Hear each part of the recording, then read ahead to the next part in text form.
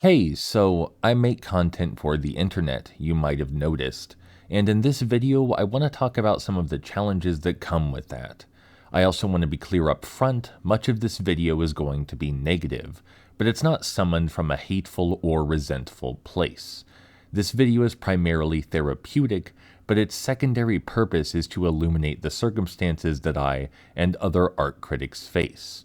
It'll be broken down to 3 broad topics for convenience. Hope you enjoy.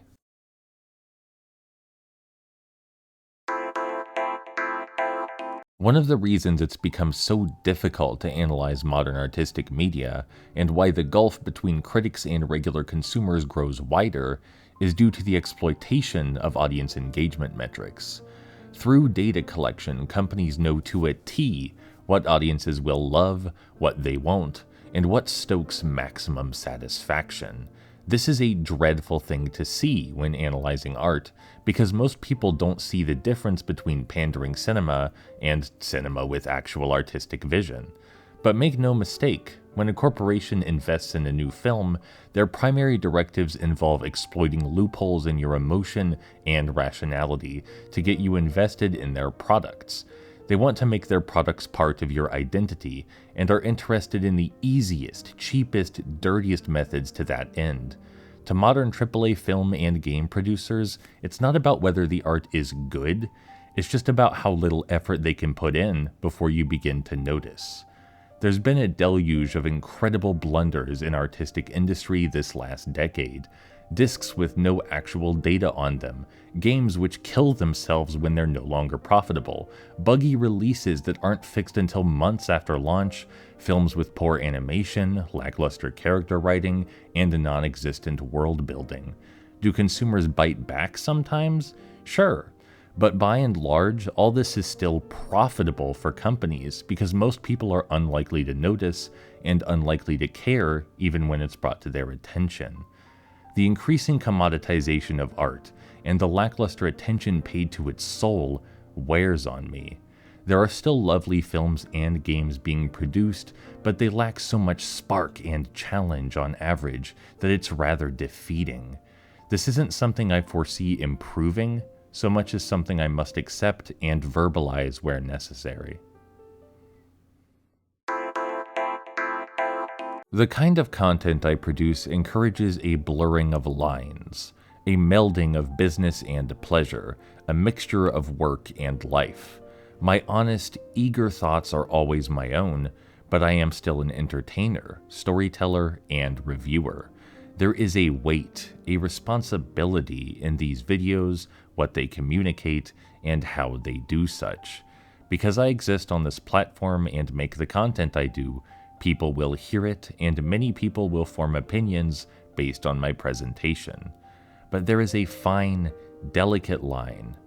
While I am always my genuine self in my videos, there are pieces of me that you, and the public at large, can't have and shouldn't be allowed access to. I am still just a person, and I have my intimacies and foibles as anyone else. That doesn't change the matter in people's minds, though. A lot of folks feel entitled to the inner lives and soul of the creators whose content they consume, so they might make moral judgment based on those factors. Balancing my passionate thoughts on art, love, and humanity with much-needed restraint and privacy is essential, and drawing that line was once a source of great exhaustion on occasion. Thankfully, I'm glad to say, I've now achieved a stable and happy equilibrium. People tie much of their self-worth to the media they consume, and likewise tie much worth to largely superficial social cues. These factors combine on occasion, and I find myself embattled with individuals who hurl playground insults at me for challenging their preconceived allegiances to certain films or ideologies. It's an inevitability. If you make critical content, some people will view you as a bad person for criticizing what they love. It's childish, sure, but it's something you have to accept to work in this space. But the lack of generosity in these people is nonetheless apparent and should be discussed. I've seen so many unkind assumptions about my character, hobbies, proclivities, and passions. Most of these originate from the same place: folks relying solely on first impressions and mental shortcuts to determine the value of my words.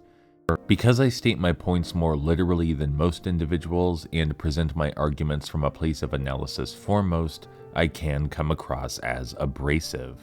I know how I could word things differently, of course, to avoid this, but a large part of me feels like it would be downright insulting to do that. I don't engage in attacks of character. I back up my points with reason. I have a deep passion for every topic I discuss and endless affection for the individuals whom the topics concern. I shouldn't have to preempt unfounded assumptions about myself. I like to think my clarity stands on its own merits.